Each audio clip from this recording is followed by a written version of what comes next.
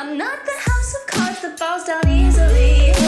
I'm strong enough to handle what you throw at me. Welcome to Mental Health News Radio. I'm your host, Kristin and Walker. Just what are we going to discuss? The intimacy that is mental health. Let's continue to make it as comfortable as discussing brain health or heart health. This show has been on the air for several years and we have amazing co-hosts. And then we created a network of podcasters on mentalhealthnewsradionetwork.com, a place where every possible facet of mental well-being can be talked about openly.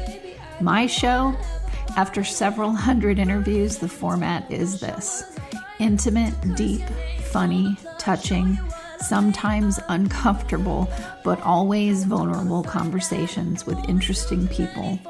The goal is to have you, our listening family, many of you who have become my good friends, feel as though you are listening in on private conversations.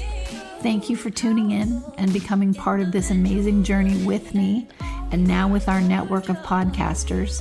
Just knowing this podcast might be helping any of you realize you are not alone on this journey called being a human being makes doing this podcast worth every second. After all we promised, we'd be cordial.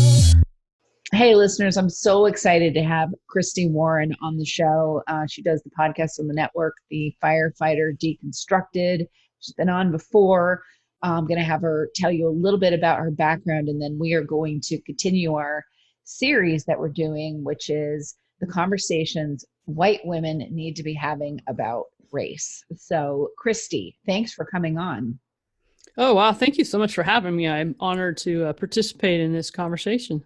Absolutely. So, and listeners, I'm sorry if you hear jets going overhead. My mic is really good, and we live right in a flight path. Oh, miserable. Sometimes it's weeks and we hear nothing, and then, and then it's boom, boom, boom. So, but anyway, so Christy, tell, just for my listeners to get an update, tell us a little bit about your background and why you do this show. So I spent 25 years as a first responder. The first 8 years, I was a paramedic for a private ambulance company, and I worked in the city of Vallejo, which was called at one time the Knife and Gun Club. And then I went to Berkeley Fire for the remainder of my career. So it was a total of 25 years. I ended up retiring a little early due to getting PT. I always want to say, did I contract PTSD? Did I get it? Like, right. I don't know how to even say it. I don't know. I was hit with PTSD, and it was a pretty long struggle. And it kind of was decided by everybody that it would be in my best interest to retire. I was 45 when I retired. So, but then again, 25 years of this being in this industry was quite enough. Yeah, that's like 75 years of a regular job. Yeah. Yeah. Yeah. I mean, why do you like podcasting? And I'm saying that because I've gotten some awesome emails from you and you're so enthusiastic. So I want to ask you, I've been wanting to ask you that question. Why did you take to this like a duck to water? I don't know. I love doing it. It's funny when you asked me to do it, I was like, yeah, no, that's not me. I don't have that. Like, I don't know. That's just not something I have the capability of doing. And I started doing it, and I absolutely love it. I love talking to people, which is not like me because I really don't even like talking on the phone. I like editing. In fact, that's one of the things that I would do if I had to do some other job. I'd love to be like an editor, a movie editor or something. Yeah. I love doing that. I'll do the show and I'll be like, some really good things will come out of it. And then I'll listen to it while I'm editing it. And I'm like, holy crap. Yeah. People are saying some really incredible things. And I'm just so glad to get it out there. And the feedback that I've been getting about the shows have just been amazing. I've had people say, yeah, I've been struggling with this for years and I've never told anybody, and I'm going to go do something about it now. And just trying to erase the stigma of PTSD, especially, amongst first responders. And I really love doing it. I almost don't even know exactly why or able to articulate it adequately. I can't even say the word adequately. But yeah, I absolutely love doing this. I've done 17 episodes and just recorded 18, and I hope to be doing this for years. I really, really enjoy it. It's really profound to be able to share your voice, have an outlet for your voice, but also to have a reason to have a conversation with people that you really dig what their mind. Yes. I mean, yeah. And I'm also finding that, it's helping other people by listening to it, but I never thought about how much it's helping the people who are telling their stories. Like that's the last person I had, an Oklahoma City firefighter. After it was over, he was like, this has been one of the most amazing things. He said, I've never gotten to tell my story like this. And it's just really cathartic to him. I mean, we talked for like an hour and a half, and he can't wait. He wants to come back and do part 2. And it's really healing for the people who are on the show also, which I find really, really neat. So I think it's too, because it's not just a show where you're just like, shout out to whatever. There's a purpose behind it, which is, reducing stigma, talking about mental health. I mean, there's a big, really help people purpose behind it. And that helps, I think, too, with the feeling good about, I mean, I never don't have people that want to come and work for the organization, volunteer their time to help. I mean, it's because, it's not about me, it's this purpose.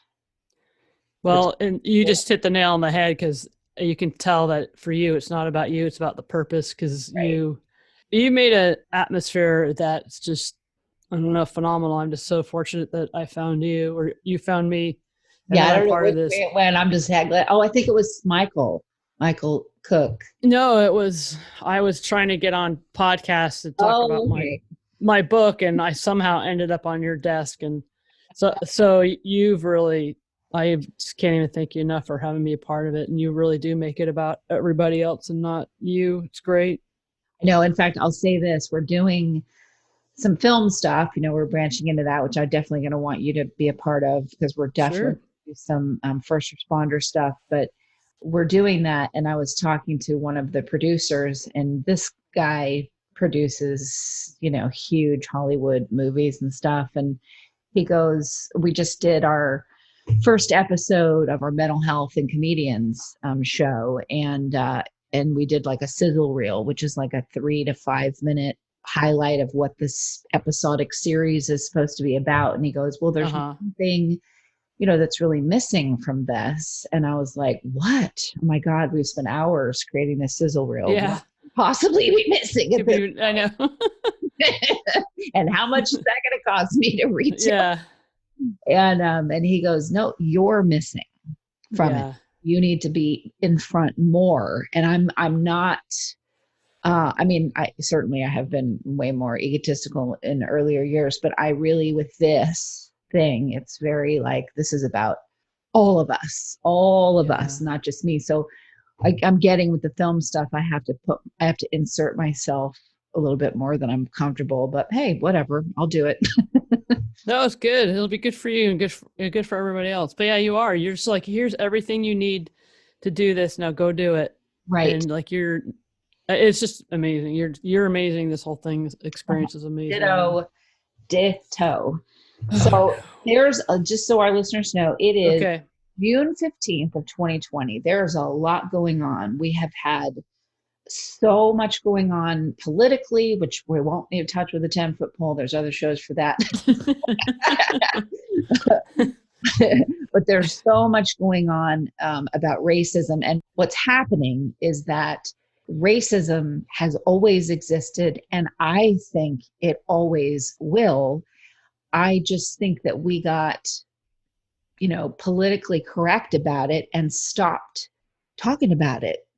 White people stopped talking about it. Certainly didn't have Black Americans talk about it, or Black people anywhere stop talking about it, or brown people anywhere. But I feel like it really just, you became kind of stifled and afraid. Well, what do I say? Do I say African American? Do I say Black? Do I say maybe we should, there was this whole campaign of love see no color, and sort of quote unquote whitewashed the topic, and it fell a bit to the wayside. And racism is a topic that needs to never fall to the wayside.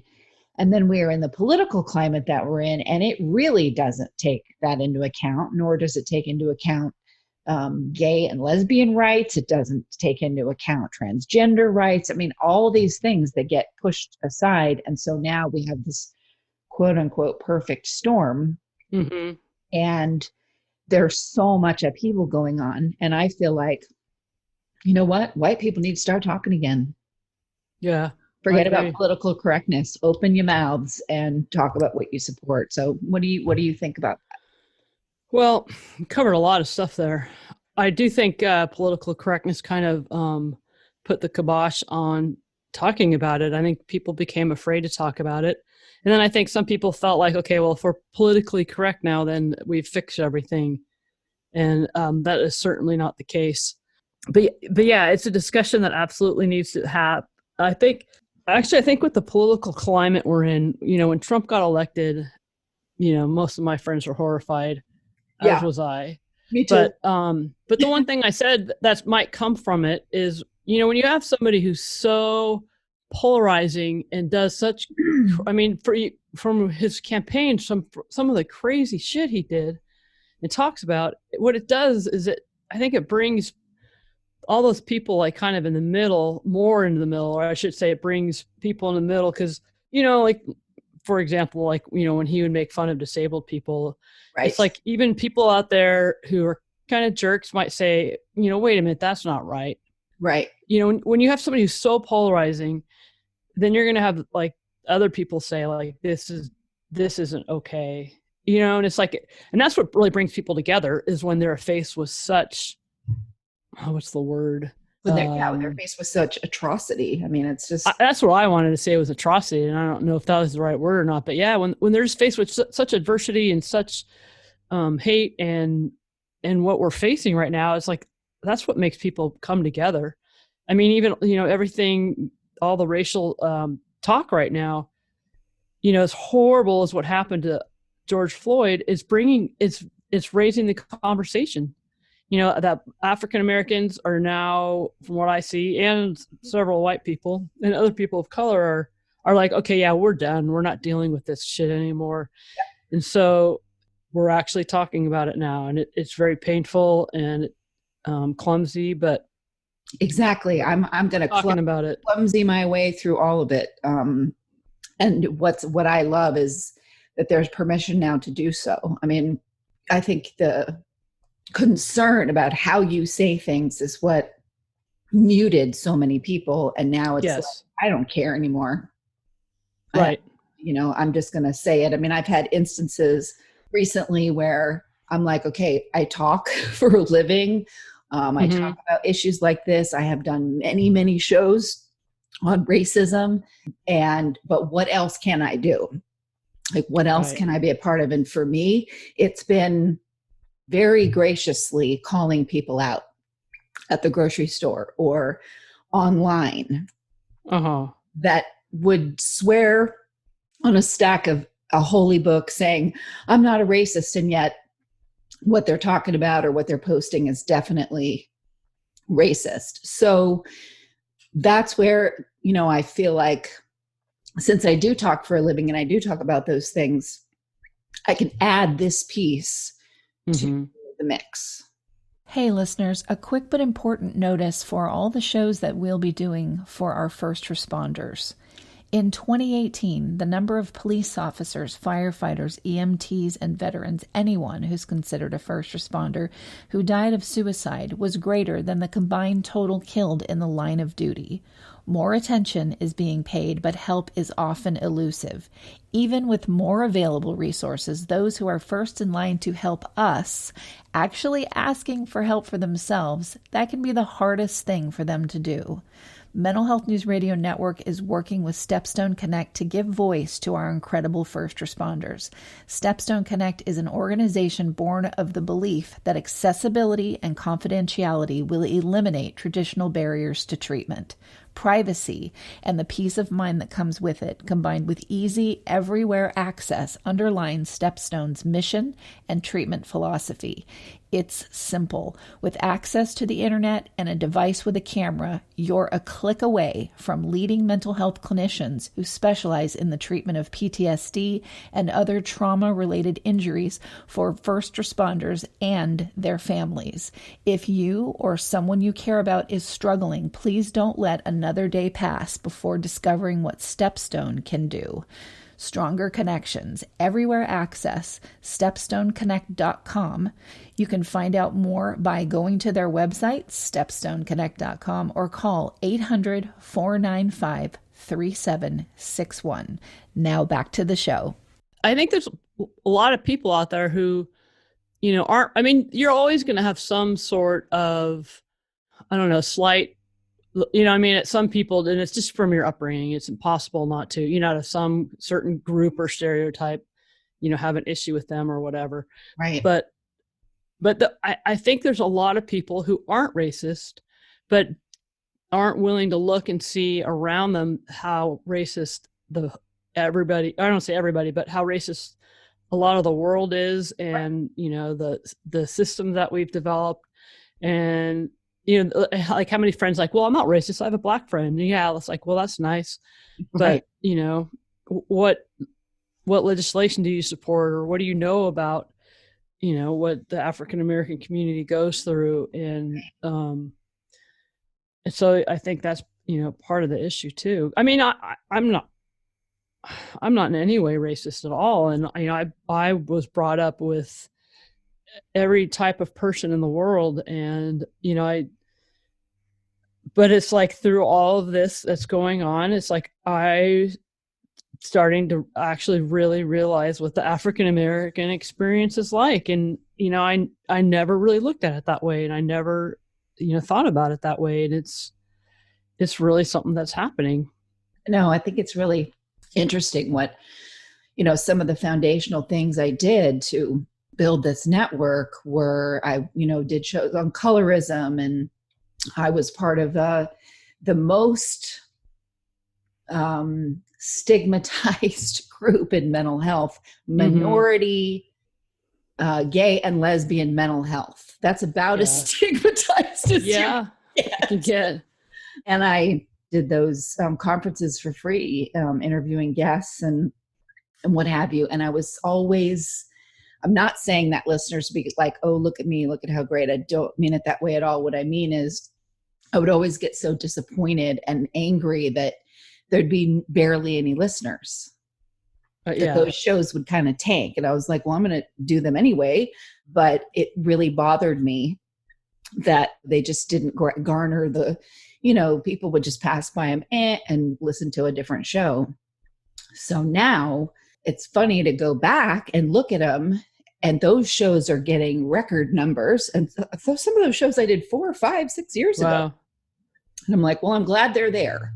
Well, so much of our world is, if it doesn't affect me, I'm not going to pay attention to it. Absolutely. And I think it's easy to do. And I don't think you can really condemn anybody for doing that, because, the world is full of so much stuff. And, it's always talking about, the 24-hour news cycle. We're just inundated. Like, when I was going through my PTSD stuff and, not wanting to take medication, a psychiatrist I was talking to, I'm like, everybody's on medication these days. It's just a crutch. And she said, yeah, everybody's on medication for a reason. Our nervous systems are still 10,000 years old and are only built for, the occasional trauma or the occasional stress, not the 24-hour a day constant being bombarded with, horrible news all day long. And so it's easy to, or not easy, but sometimes it's necessary to not look at other people's, hardships, because it's hard. You have, you see You're enough as it is. Yeah, you're in it yourself, and it just can be overwhelming. Absolutely. And when I think about, doing this kind of a series and filming some of it too, we're going to have a show with white women that's hosted by a new podcaster on the network who is a Black woman. Then we're going to do white men that's also hosted by her, but also with me. And then we're going to do Black men. She'll be on it as well. And I host it as a female. And then we will do Black women and I host it and she'll be on as a co-host. No, that's neat. That's really neat. I've gone back and forth with, should we do that? I've read and listened to podcasts and watched documentary after documentary. Some I have already seen a few times, but watch it again. And there's always that argument of, well, stop talking about racism, stop talking about it because you're making it an issue, and stop. But it is an issue, it's a huge issue. It is an issue. Hello. So yeah, we should be talking about it. We absolutely should be talking about it. That's part of the problem. We stop freaking talking about it. Not everybody, but I think the people who say stop talking about it, you'll make it an issue, is the people who don't want to talk about it and just want to turn a blind eye to it and not deal with it. Right. And I mean, there are some prominent, not a ton, but there are some prominent Black Americans that are wealthy. They've quote unquote made it. And even though I don't look at that in terms of how people live, but I know that's sort of the American way of quantifying someone's value is based on this very Western way of you making it. So let's say they're a famous actor or they're famous and, well-known in business or science or whatever. And they say, some of them have said, stop talking about it. It's this, it's that. And I think, everyone's entitled to their opinion. However, and good for you that you, in the eyes of the Western world, have made it, but not everybody lives there. That's a very, very rarefied air. And in my mind, it isn't what success really means to me anyway. So I always look at that like, well, that's like having someone who, like Donald Trump, born with the silver spoon, and yet he's, understands. This is what always cracks me up. When I drive through a very southern neighborhood with some of the poorest housing I've ever seen anywhere in the United States, and Trump signs in their yard. I know. Like, he don't give a shit about you. And yet he doesn't even understand what your experience of life is. Yeah. But that's what I mean by this whole, okay, great. You have your opinion, you're in rarefied air, but you really don't understand what this experience is. But yeah, the whole reason that there's a problem is because nobody talks about it. Exactly. I was like, how do you feel? Like I had an experience where someone is going to be moving into my community, and I start seeing the posts that they put on social media, which I try not to spend a lot of time there because that's an energy suck of epic proportions. But I start seeing that they're more and more racist. They're horrifying. And I'm like, I don't want this person moving in my community. I know this. Right. 90% of the people here are not going to be okay with that. But do I say something or do I let it go? And because of what's gone on with George Floyd and everything else, now there's a man who was just shot in Atlanta. I say a Black man shot in Atlanta by a white cop. I say, yeah, I'm going to say something.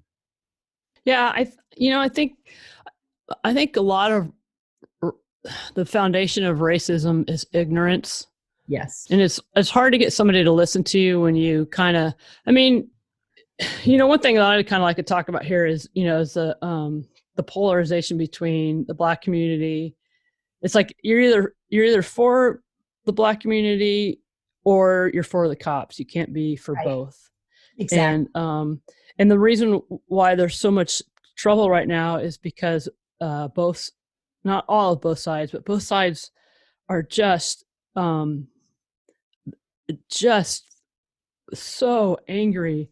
And it comes from fear. And I really think racism comes from fear.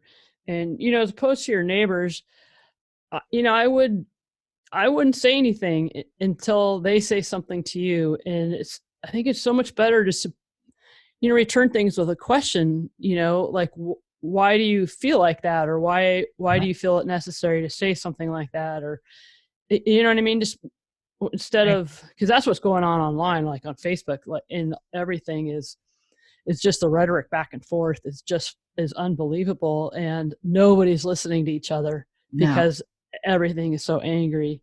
And that's what's like, for me, I absolutely understand racism. I don't understand what it's like to be Black, but I do understand what it's like to be gay, and the fear for, my wife and I have been in like Wyoming and, through many different, states that are much more conservative. And, like 10, 15 years ago, and there was times where it's like, I sure shit hope we don't get pulled over. Right. Because I don't know what these cops might do to me. So I understand that fear. But then on the other side, there's some amazing cops out there. And there are some unbelievably phenomenal cops out there who put themselves, out on the line all the time. And both sides got to listen, they got to listen to each other. Yeah. And I think it's funny. I think part of the problem is that the cops have been vilified so much in the news for the last, I'd say, 5 years, that people don't want to be cops anymore. And so you're not going to get good people becoming cops. You're going to get those people that are power hungry and like to fight. And what happens with a lot of these instances, like with, George Floyd and just all the other shootings that just are outlandish, is what happens is somebody will call 911 and say, there's a person here doing this, and it's something small, because almost all of these shootings like this have been over something really small. And the cop comes, and if it's one of those cops that's usually young and inexperienced and likes to fight and kind of has that power thing, the cop is the one that escalates the situation. And they start escalating it to the point where the person has to defend themselves somehow, or they get angry because they're being treated like crap. And then some sort of fight ensues. And then the cop, will get to the point where I believe most of the time, literally actually fearing for their life and end up shooting somebody. Right. But it never should have ever gotten to that point anyways. And I'm not a police officer by any means, but I've spent a lot of time on calls with police officers, and you watch the handful of ones, and everybody knows who they are in their department, the ones that are the escalators. And then you see the other ones that aren't, they're able to take a pretty tense situation and bring it way down. And, that's one thing that women cops are really good at. I really think we need more women cops out there. And I'm not bashing men at all, because there's phenomenal men cops. But women can't fight with a lot of these guys. They know they're going to lose toe to toe. Right. And so they use their mouths and they de-escalate the situation, by talking them down. And that is one way that tremendously helps. But anyways, I think I've kind of gone on a tangent. No, I love what you're saying, because someone who I don't fight on Facebook, and I don't, I tend to just walk away like, okay, this is ridiculous. I don't engage in that kind of stuff. Rarely have I, but in one instance recently I did. Not mean, I just said, hey, do you understand that what you're posting is extremely racist, and that that this isn't going to be welcome where you're going to be going? And I had another instance I'll talk about in a little bit, that with some people saying that they're in the Coast Guard, that was really, really horrible. And I actually have gotten apologies. Oh, wow. That's fantastic. I'm good with words. Like you're talking about, female cops. I mean, you have to use your words. I have gotten myself out of some life and death situations by using my words. Yeah. Yeah. So, it makes a difference.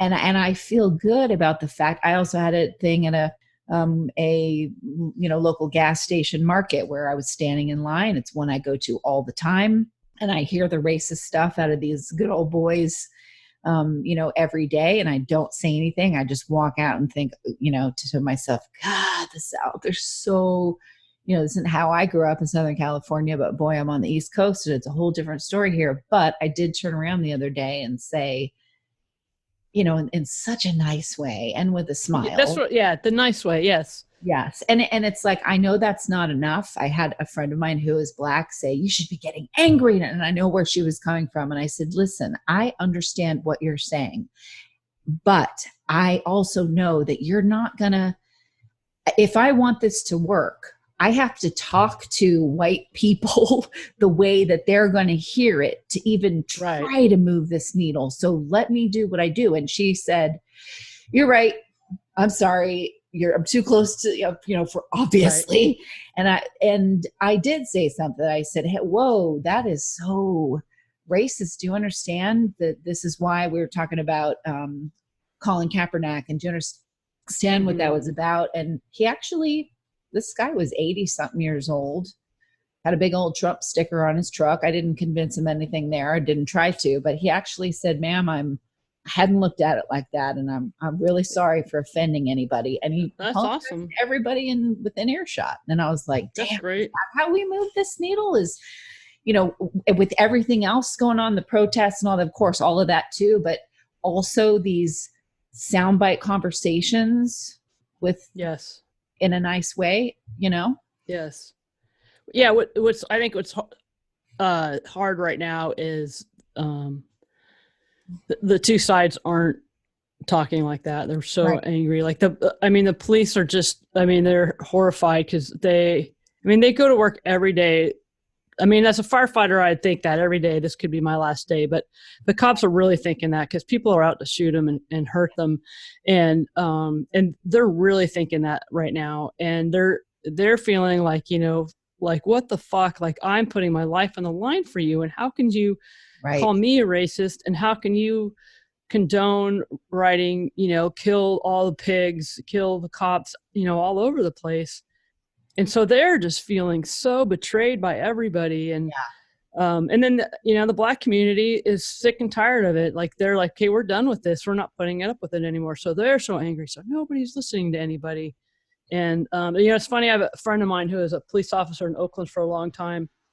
And we were talking about it. And I said, who I'm seeing online who's the angriest and who spits out the most vitriol is the wives of police officers. Okay. And she says, she goes, it's fear.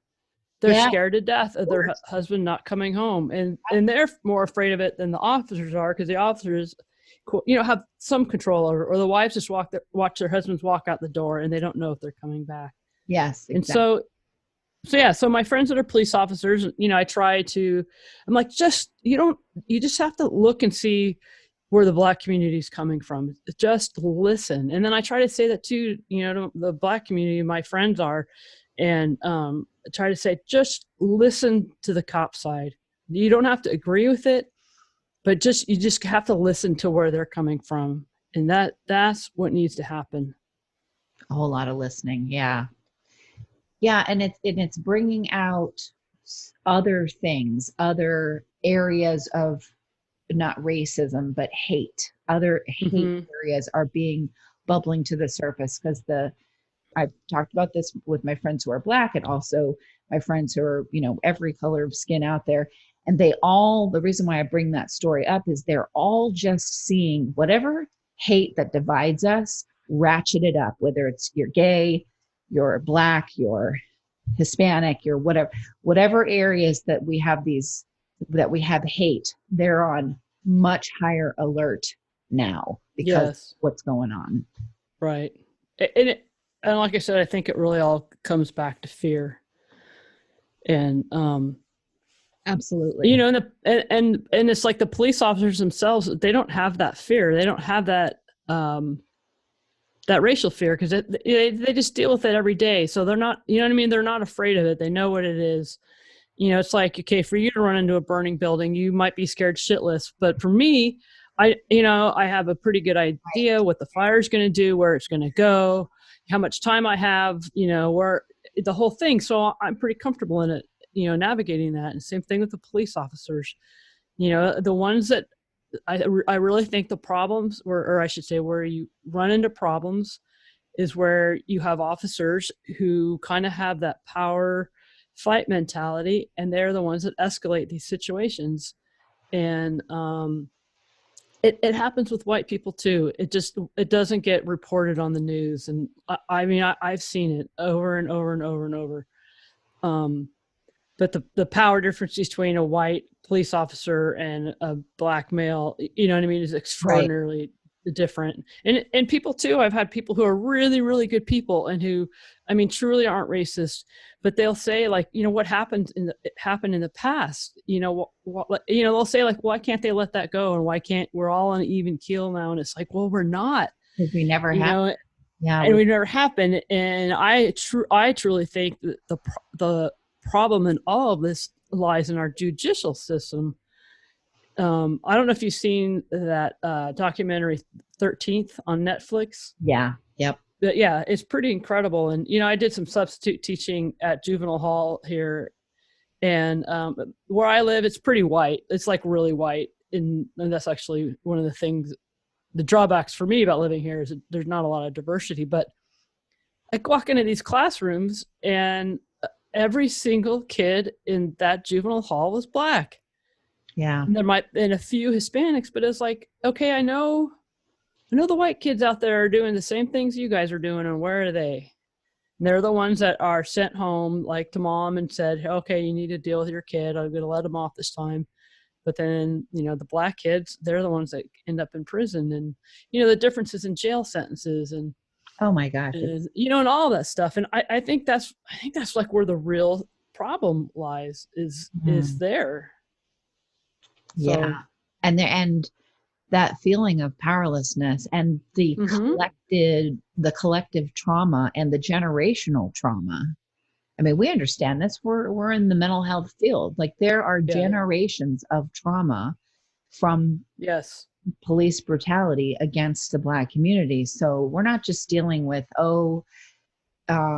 today the news is only showing this. It's this happened to my father. This happened to his father. This happened to, you know, it's ingrained in DNA, and it takes more than just, you know, one action, one movement, one decade to even start to change I mean, we know this from a physiological perspective. I mean, you know, and PTSD, when we're talking about neuropathways are laid down like train tracks and passed down through DNA generation after generation. And it takes so much work. It's going to take generations of continually keeping this at the forefront of everything to lay down new tracks. Yeah, I absolutely agree with that. Absolutely. So if we forget about it at all and we get complacent, then, you know, this is the kind of stuff that happens. And rightly so. Yeah, no, absolutely. I completely agree with that. So what do you say, you know, in terms of those conversations, you know, where you make a difference? I know it's your show, so you could do that there, but even in your one-on-one relationships with friends that are white and friends that are Black, as just an example, where do you? Well, it's funny because I've been in this heated conversation with a friend of mine who's Black, and she's just like gotten to the point where she's just angry and doesn't want to take it anymore, and I totally understand that. Yeah. But she's so ingrained in that she can't listen. You know what I mean? She's just she can't hear it. And I get it. You know, like the whole gay thing, you know, like I've always been like, you know, the whole thing about being equal and accepted. It's like, I'm like, that'll come around. It gets better. You know what I mean? Every year it gets a little bit better. Mm-hmm. And then when Prop 8 was put on the ballot, you know, to disallow gays to get married, that's when I was like, okay, you know what? I'm fucking done with this. You know, you don't have to like it, but you don't have to treat me like, you know, I'm a second-class citizen. Yeah. And so, you know, I'm not much of an activist, but that's when I was like, okay, I'm ready to go pound on some doors and, you know, go walk the streets. So I really get where she's coming from, but she can't listen at all. And like she was telling me that she was driving home, and there were two police behind her that were following her in this certain area of road, and she was scared to death, and she was sure that they were, following her because they wanted to pull her over and do something. And I kept trying to tell her, I go, they weren't following you. And she wouldn't listen. And she kept saying, well, you don't know what it's like to be Black, and they were following me, and I absolutely know it. And it's like, I was trying to tell her that the CHP station is right there. They cruise slowly through there all the time because they're about to get off work. And there's other people flying by because they don't want to pull them over because they're about to get off duty. And if they have to go pull somebody over, I mean, unless it's really gregarious or what, not gregarious, but egregious, they're going to let them go because they want to go home to their families. And I kept trying to tell her, like, I guarantee you they weren't following you. And she just wouldn't have it. They were evil. They were following her. All police are horrible. And it's just stuff like that. And I just kept trying to get her to just listen to the other side, and she just wouldn't do it. And so I just stopped talking. I just said, I'm so sorry that you feel this way, and I'm so sorry that what you're going through, because I can't even imagine how horrible it is. But it's like things have got to cool down until these sides can listen to one. And then the police are the same way. So many police have become so angry, and I don't blame them for seeing, and just they're tired too. They're tired. I know another police officer who is just one of those very professional stand-up guys, do anything. He's like Mr. Policeman. He's like the all-American policeman. Right.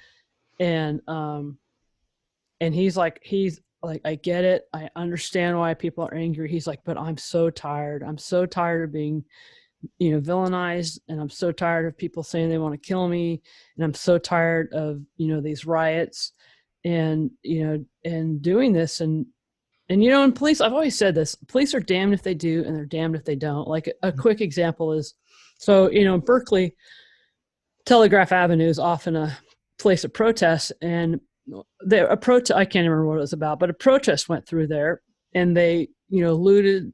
Or I'm sorry, the first protest that went through there, the police, protected the property, protected the businesses, kept things safe, ended up arresting a bunch of people, ended up fighting with a bunch of people because people were all just going crazy and throwing stuff. And so after that was all over, everything came out in the news, and the police were just vilified. They just kept talking about, how aggressive they were and how dangerous they were, and they need to let people protest. And so the next protest that came through there, that's exactly what the police did. It was they hung back. They let people, they showed a very soft presence, and people broke things and, broke into businesses and looted and caused a significant amount of damage. And guess what happened?